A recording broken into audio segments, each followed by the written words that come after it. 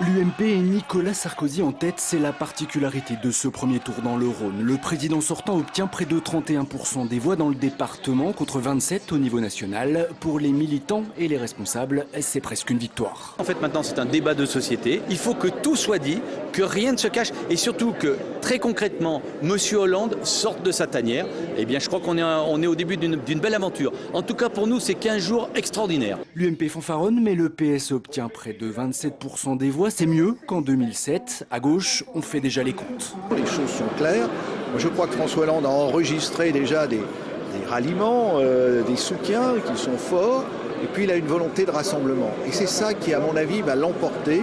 Mais l'événement de ce premier tour dans le Rhône, comme partout ailleurs, c'est le score de Marine Le Pen, 15% dans le département, 6 points de plus que son père en 2007. Le Front National atteint même les 20% dans le Beaujolais et l'Est lyonnais. Le score du Front National, on s'y attendait, il y avait une vague populaire qui est en train de monter en France. On le sentait très bien dans la rue, on le sentait très bien dans les meetings. C'est pas une surprise pour nous et ça nous donne de grandes perspectives, notamment pour les législatives. Le quatrième homme, c'est Jean-Luc Mélenchon avec 10,74% des voix dans le département. C'est beaucoup moins que les estimations des sondages. Mais pour les militants, ce qui compte, c'est le score global de la gauche. Aucune déception dans cette campagne. Premier objectif, battre la droite. Elle est sévèrement sanctionnée au premier tour et pour nous, c'est un vrai plaisir. Derrière, François Bayrou dégringole et perd la moitié de ses électeurs de 2007. Pour Europe Écologie Les Verts, c'est encore moins bien. 2,9% pour Eva Joly dans le Rhône, à peine mieux qu'au niveau national.